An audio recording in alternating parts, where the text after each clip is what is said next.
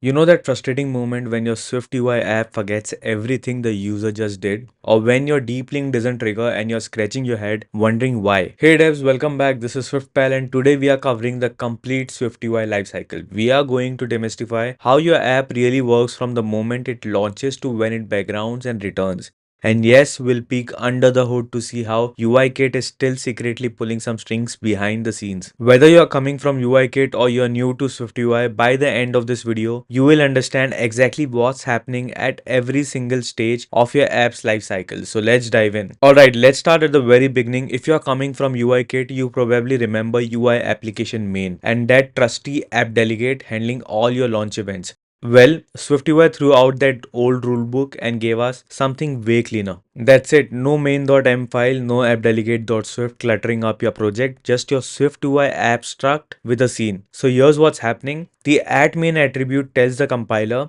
hey, start running the app from here. This is your new entry point. The app protocol conforms to the SwiftUI lifecycle system.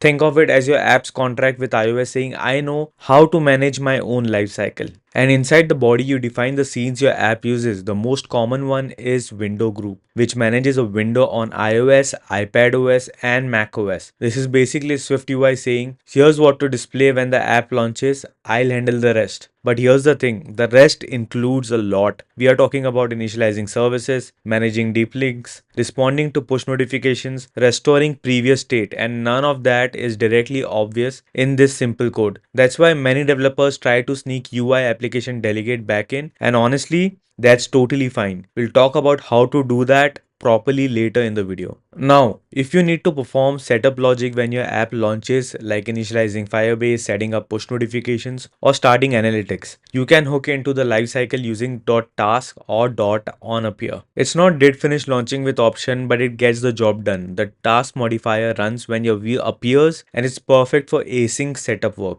Okay, so when you declare a window group inside your SwiftUI app, you are essentially telling the system, hey iOS, I want a new window that displays this view and manages its own lifecycle. For most apps, especially on iPhone and iPad, window group is the default scene type and it works beautifully, but things get interesting. When you want to support multiple windows on iPad or macOS, or when you need special sections like settings or menu bar items, here's what makes scenes powerful. Each scene is a container for a part of your app's UI that the system can manage independently. This means it can launch separately, be suspended or closed independently, and restore its own state. That's a big deal, especially as Apple pushes multi-platform design. Window Group is used for the main user interface. It supports multiple instances on iPad and macOS, which is super useful for productivity apps. Settings gives you a native preference window on macOS and it's now even better supported in visionOS. And Menu Bar Extra creates a menu bar utility, kind of like a little floating app that lives in the top bar on macOS. Now here's why this matters for lifecycle management. Each scene has its own lifecycle. That means scene phases can differ across windows. Each window group might go inactive or background separately, and state restoration happens at the scene level, not just globally. If you're building for iPadOS, macOS, or visionOS, you will definitely need to handle this, especially with multi-window support being emphasized more in recent SDKs. Alright, this is where SwiftUI really shines with its reactive approach. Instead of overriding delegate methods like in UIKit, you now observe the app's phase using the scene phase environment value. This little guy tells you whether your app is active, inactive, or in the background. Let me show you how it works. So we are using the environment property wrapper to observe scene phase. This is completely reactive. Whenever the phase changes, our onChange closure gets called. When the app becomes active, this is your chance to refresh data, resume timers, or restart audio playback. The user is looking at your app right now. Inactive is that transitional state, like when you're swiping away control center or when a phone call comes in. Your app is still visible but not receiving full input. And background is when your app is off screen and not receiving input. This is critical. You need to save your state here because iOS might kill your app shortly after to reclaim memory. See how we are calling save state when entering background? This is where you'd persist important data, clean up resources, and be a good memory citizen. You now have a lifecycle monitor that's reactive, declarative, and platform aware. Pretty sweet compared to the old delegate pattern.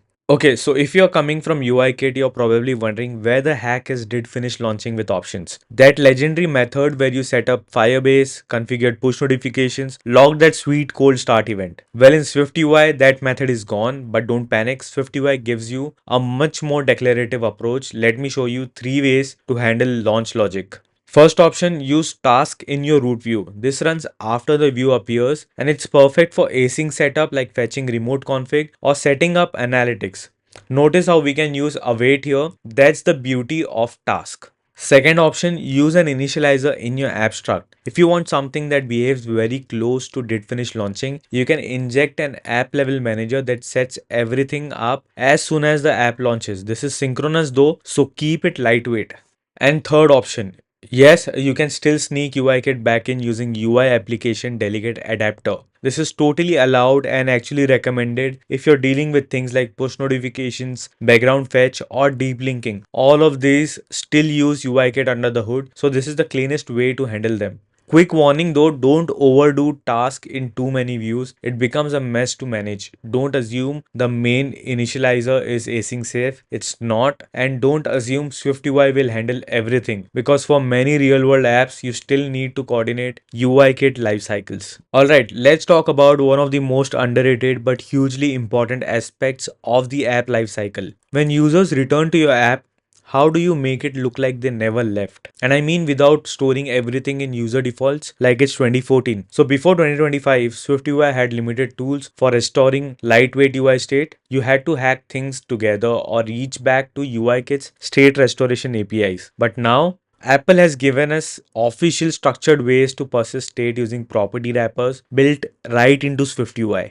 First up, scene storage. This stores view specific state that automatically gets saved and restored by the system. It works across app restarts as long as the scene stays alive. This is perfect for things like selected tabs, scroll positions, or draft inputs. The user backgrounds your app comes back later and they are right where they are left off. See how we are using it with tab view selection. When the user comes back, they'll be on the same tab they were viewing. One important thing though, add scene storage only works inside views rendered by a scene, like your window group. Using it elsewhere will silently fail, so watch out for that. Next up, app storage. This backs your property with user defaults, but SwiftUI automatically observes and syncs the value. It works across scenes and even across app launches. This is perfect for user preferences, login flags, theme choices, anything that should persist globally across your entire app. When the user toggles dark mode, we can react to that change and apply the theme. And next time they launch the app, that preference is already loaded. If you want to be a Lifecycle Pro, combine scene phase with these storage tools, save when the app backgrounds and restore on launch. When we detect the background phase, we trigger a save. This ensures we capture everything the user was doing. Remember, SwiftUI won't magically save everything for you. It gives you the tools to do it properly. And as of 2025, those tools are way less leaky than they used to be. Okay, so SwiftUI is beautiful and declarative and it makes most things simpler. But there are times when SwiftUI doesn't expose certain system level events directly. Things like push notifications registration, background fetch, URL scheme handling, or app termination cleanup. So what do you do when SwiftUI doesn't offer the hooks you need? You bridge back to UIKit and Apple provides an official way to do this. This property wrapper is the official way to use a traditional UI application delegate implementation inside a SwiftUI based app. Here's your old friend did finish launching with options. You can set up push notifications, configure background fetch, or do any other launch time setup. And here's where you handle the device token for push notifications. This delegate method is still the only way to get this token, so you need UIKit for this. Background fetch, still a UIKit delegate method. This is where you fetch new data in the background and tell the system when you're done. This isn't a workaround or a hack. It's an official SwiftUI feature documented by Apple as the way to handle events that aren't directly exposed by the app structure.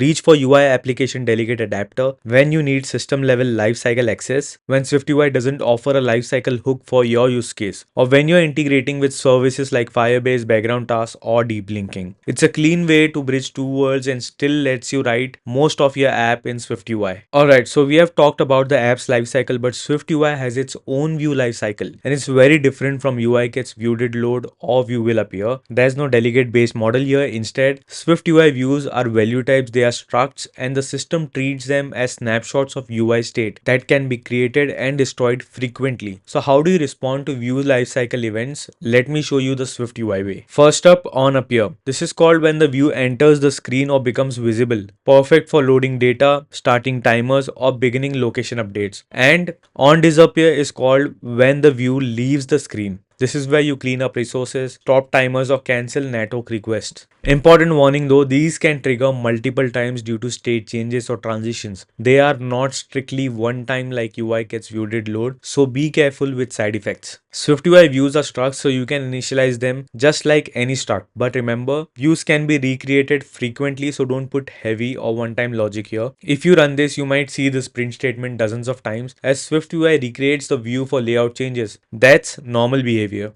Starting with iOS 15 and beyond, Task is a fantastic place to launch async logic tied to a view's appearance. This runs once when the view appears and automatically cancels if the view goes away. See how we can use await directly. This is perfect for fetching data from an API, loading from a database, or any other async work. So here's how the SwiftUI view lifecycle compares to UIKit. There's no view did load. Use task or onAppear in your top level view.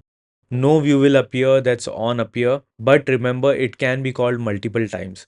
No view will disappear, that's onDisappear. SwiftUI flips the lifecycle on its head. It doesn't want you managing lifecycles manually. Instead, it wants you to react to state changes declaratively. That means fewer bugs, but also a bit of learning curve if you're coming from UIKit. Alright, so we have covered a lot today. SwiftUI's lifecycle may seem magical at first, but behind that clean syntax is a thoughtfully layered system that mixes declarative design with system level control. In 2025, you have more tools than ever. You have got the modern app structure via @main, reactive lifecycle observation with scene phase, built-in state persistence via @scene storage and @app storage, and access to UIKit lifecycle events when you need them. Mastering this blend of SwiftUI and UIKit gives you the confidence to build scalable, reactive, and robust apps without guessing what's going on behind the scenes. If you want to master SwiftUI development and build production-ready apps, make sure to subscribe and hit that notification bell. I've got a combined SwiftUI mastery playlist covering everything from basics to advanced architectural patterns. Check out the description below for links to related videos on SwiftUI's data persistence, MVVM architecture, and state management patterns. These all work together to help you build better apps. Thanks for watching, and I'll see you in the next one. Keep coding.